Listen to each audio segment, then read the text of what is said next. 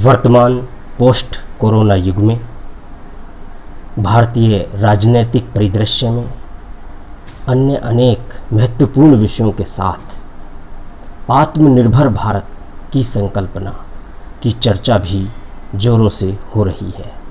विभिन्न पत्र पत्रिकाओं, अखबारों और मीडिया हाउसों में यह विषय चर्चा का केंद्र बिंदु है।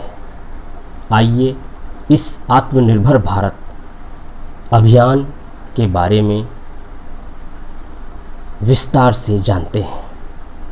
सर्वप्रथम जब हम आत्मनिर्भर भारत शब्द का उल्लेख करते हैं तो हमारे सम्मुख कुछ प्रश्न सामने आते हैं, जैसे आत्मनिर्भर भारत की संकल्पना क्या है, आत्मनिर्भर भारत इन शब्दों का क्या अर्थ है, क्या मायने हैं, और इस आत्मनिर्भर भारत अभियान के क्या उद्देश्य हैं, किन लक्ष्यों को प्राप्त करने के लिए इसकी घोषणा की गई है। क्या ये वैश्वीकरण का बहिष्कार है या क्या इससे भारत के एक्सपोर्ट इंपोर्ट दुनिया के अन्य देशों से बंद हो जाएंगे। आइए इन विषयों में सरलता से प्रवेश करते हैं। आत्मनिर्भर भारत क्या है? यदि इस का प्रत्युत्तर हम संक्षेप में दें तो आत्मनिर्भर भारत सेल्फ रिलायंट तो होगा पर सेल्फ सेंटर्ड नहीं होगा, अर्थात हमारी निर्भरता औरों पर समाप्त तो होगी पर हम आत्म केंद्रित नहीं होंगे, क्योंकि भारतीय संस्कृति परंपरा से ही वसुधैव कुटुंबकम की विचारधारा में विश्वास करती चली आई है और हमारे समाज और हमारी संस्कृति का हजारों वर्षों पुराना यही वसुधैव कुटुंबकम आधारित सामाजिक ताना बाना रहा है। दूसरे प्रश्न यानी कि आत्मनिर्भर भारत का क्या अर्थ है, यदि इसके बारे में हम चर्चा करें तो इसका साधारण अर्थ है दुनिया से जुड़े रहते हुए अपना आर्थिक विकास करना, और इसमें ना तो हमारे किसी देश के साथ एक्सपोर्ट इंपोर्ट बंद होंगे और ना ही इसमें वैश्वीकरण का बहिष्कार निहित है, अर्थात इसमें दुनिया से जुड़े रहते हुए एक्सपोर्ट इंपोर्ट भी जारी रहेंगे और वैश्वीकरण की अर्थव्यवस्था में भी भारतीय अर्थव्यवस्था अपना योगदान करती रहेगी।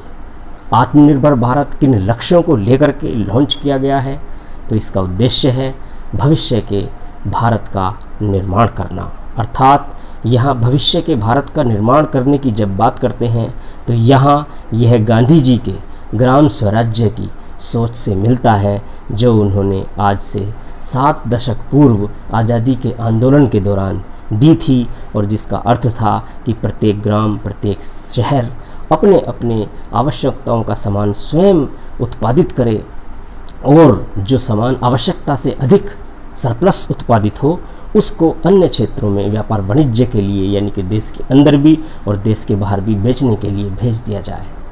तो यहाँ भविष्य के भारत का सपना, जो कि आत्मनिर्भर भारत अभियान का लक्ष्य है, ये गांधी जी के ग्राम स्वराज्य की संकल्पना से भी मेल खाता है। अब प्रश्न उठता है कि इस समय ये आत्मनिर्भर भारत चर्चा में क्यों है। देखिए, हम सभी जानते हैं कि इस समय पोस्ट कोरोना वर्ल्ड में, अर्थात कोरोना महामारी ने वैश्विक अर्थव्यवस्था को, वैश्विक सामाजिक ढांचे को और वैश्विक कूटनीतिक परिदृश्य को पूरी तरीके से चेंज कर दिया है, बदल दिया है, तहस नहस कर दिया है। सभी देशों में, चाहे वो अफ्रीका के देश हों, अमेरिका के देश हों, एशिया के देश हों, यूरोप के देश हों, सभी देशों में बेरोजगारी, मांग में कमी, दवाइयों उपकरणों की कमी एवं सप्लाई चेन मैनेजमेंट लड़खड़ा गया है। हम किस बात का एक छोटे से उदाहरण से समझ सकते हैं कि कोरोना की जो दवाई हाइड्रोक्लोरोसिल, अमेरिका को जब उसकी आवश्यकता पड़ी तो पता लगा कि उसको केवल भारत ही भारी मात्रा में सप्लाई कर सकता है। तो अर्थात इस प्रकार से सप्लाई चेन मैनेजमेंट भी वैश्विक स्तर पर लड़खड़ा गया। तो ऐसी परिस्थिति में भारतीय प्रधानमंत्री श्री नरेंद्र मोदी ने 20 लाख करोड़ रुपए के एक विशेष आर्थिक पैकेज की घोषणा की, जिसे हम आत्मनिर्भर भारत अभियान कहते हैं। अर्थात आत्मनिर्भर भारत बनाने की संकल्पना यहाँ भारत की सरकार के इस अभियान से भी जुड़ जाती है, जिसके लिए कोरोना दौर के दौरान भारतीय सरकार ने 20 लाख करोड़ रुपए का एक विशेष आर्थिक पैकेज घोषित किया। यदि हम इतिहास के झरोके से देखें तो क्या भारत अतीत में आत्मनिर्भर था? क्या भारतीय अर्थव्यवस्था वैश्विक अर्थव्यवस्था का अंग थी, या अंग्रेजों के भारत आगमन ने ही हमें वैश्विक परिदृश्य पर उभार कर सामने खड़ा किया?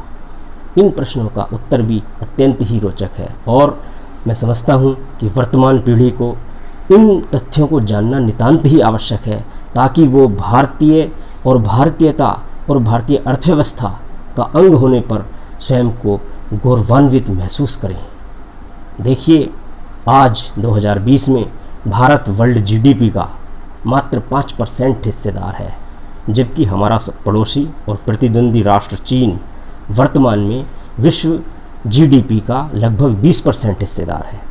अतीत में अगर हम देखें तो हम पाते हैं कि सन 1 से 1000 ईस्वी तक भारत विश्व अर्थव्यवस्था का 32% हिस्सेदार था, और इसीलिए हमारे तमाम साहित्य में भारत को सोने की चिड़िया या गोल्डन स्पैरो कहा जाता था, और इसी वजह से दुनिया भर के अन्य लोग भारत की तरफ खिंचे चले आते थे। 1000 सन से 1700 सन तक यह वर्ल्ड जीडीपी में भारतीय अर्थव्यवस्था का हिस्सा 32% से घटकर 28% हुआ, और जिस समय अंग्रेज आए उस समय भी भारतीय अर्थव्यवस्था का योगदान वर्ल्ड जीडीपी में 24% था। अर्थात हम सन 1 से अगर गणना करें तो 17वीं शताब्दी तक, अंग्रेजों के आगमन तक, भारत विश्व की अर्थव्यवस्था में नंबर 1 पर था। ठीक उसी तरीके से जिस प्रकार से 18वीं 19वीं शताब्दी में ग्रेट ब्रिटेन विश्व की प्रथम नंबर की अर्थव्यवस्था था, और उसके बाद 20वीं शताब्दी में संयुक्त राज्य अमेरिका वैश्विक अर्थव्यवस्था में प्रथम पायदान पर चल रहा है। तो एक ऐसा राष्ट्र भारत, जो कि लगभग 1700 वर्षों तक वैश्विक अर्थव्यवस्था में प्रथम स्थान पर रहा हो, उसका आर्थिक पतन कैसे हुआ, क्यों हुआ, क्या उसके लिए तथ्य जिम्मेदार थे, ये अलग विषय है। लेकिन हमारी पीढ़ी को ये जानना अत्यंत आवश्यक है कि हम लगभग पौने 2000 वर्षों तक विश्व अर्थव्यवस्था में अमेरिका और ब्रिटेन की तरह प्रथम स्थान पर रहे हैं। अंग्रेज़ों के आगमन ने भारत को गरीब बनाया, क्योंकि यहाँ से पैसे का दोहन हुआ, और उस पैसे को ब्रिटेन में टेम्स नदी के किनारे लंदन शहर में जा कर के लगाया गया। 190 वर्षों तक अंग्रेज़ों का शासनकाल भारत में रहा, और इन 190 वर्षों में ऐसी स्टडीज़ हैं जो बताती हैं कि लगभग 45 ट्रिलियन डॉलर की अकूत धनराशि भारतीय अर्थव्यवस्था से निचोड़कर ब्रिटेन में पहुंचाई गई, जिसके बदले में भारत को कभी कुछ नहीं मिला, और उसके बदले में भारत में पड़े अकाल और सूखे। एक अंग्रेज निक रॉबिन्स हुए हैं, जिन्होंने एक पुस्तक लिखी है, और ये पुस्तक हमें बताती है कि किस प्रकार से गोरों ने, फिरंगियों ने, अंग्रेज़ों ने भारत को गरीब बनाया। और इस पुस्तक का नाम है the corporation that changed the world, how the east India company shaped the modern multinational. अर्थात इस पुस्तक में निक रॉबिन्स, जो कि एक फिरंगी हैं, वो बताते हैं कि किस प्रकार 190 वर्षों की अवधि के दौरान ब्रिटेन ने भारत को गरीब बनाया।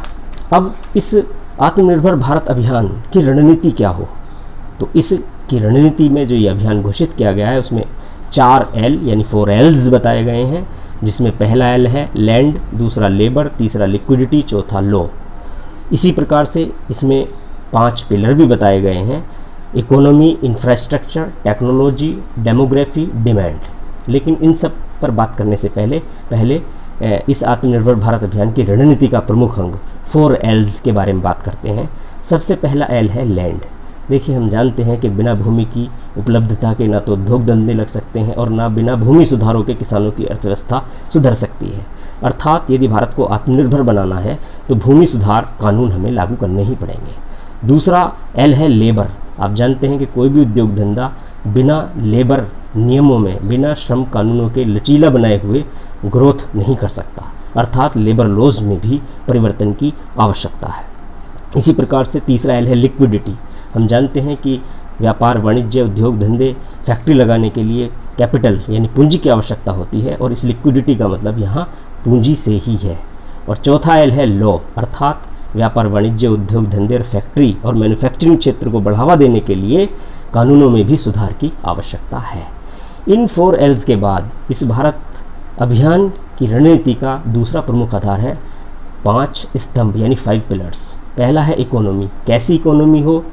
ऐसी इकोनॉमी हमें इस वक्त चाहिए जिसमें तेज गति से विकास हो, अर्थात इंक्रीमेंटल जंप हो।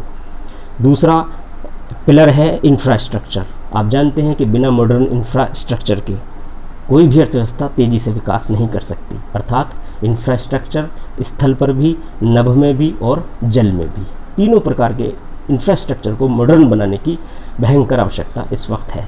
इसी प्रकार से तीसरा पिलर है टेक्नोलॉजी। बिना टेक्नोलॉजी के, बिना इनोवेशन के कोई भी अर्थव्यवस्था विकसित नहीं होती, तो इसलिए टेक्नोलॉजी का भी महत्वपूर्ण स्थान है। इसी प्रकार से पांचवा और चौथा पिलर है डेमोग्राफी और डिमांड। हम जानते हैं कि भारत की आबादी में इस वक्त 65% आबादी 35 वर्ष से कम आयु के युवाओं की है, और ये एक बड़ा जनसांख्यिकीय हमारे पास समृद्ध वो है मानव संकुलन।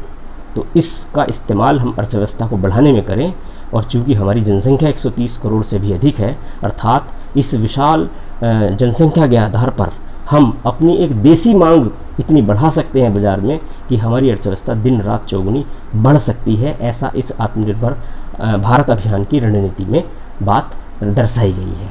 इसके बाद इस आत्मनिर्भर भारत अभियान के आधार क्या हों? तो 3 आधार हो सकते हैं। Number 1 talent, number 2 best product, number 3 strong supply chain management.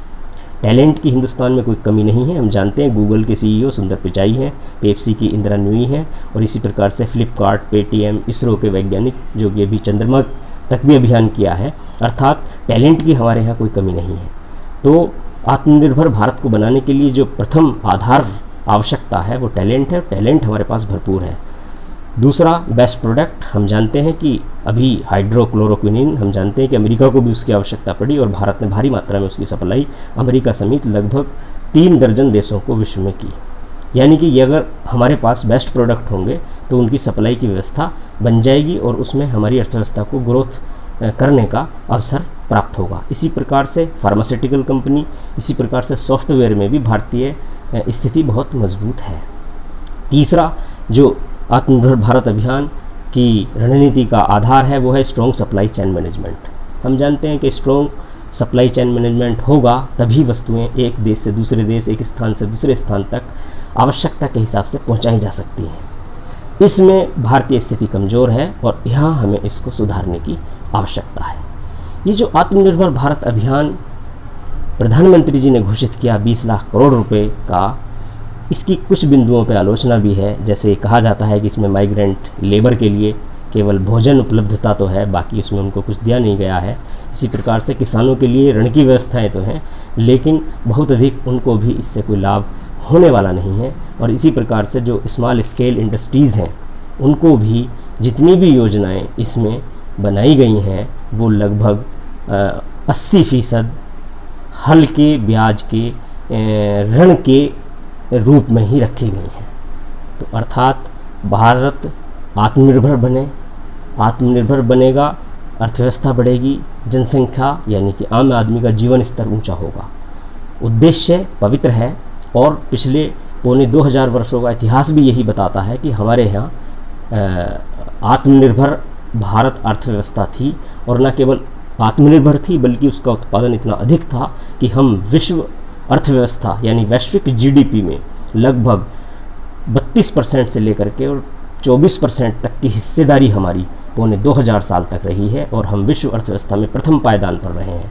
इसलिए इन सब 4 L's का सहारा लेकर के, 5 पिलर्स का सहारा लेकर के, और टैलेंट, बेस्ट प्रोडक्ट और स्ट्रॉन्ग सप्लाई चेन मैनेजमेंट बना करके हम पुनः भारत को वैश्विक अर्थव्यवस्था में प्रथम पायदान पर पहुंचा सकते हैं।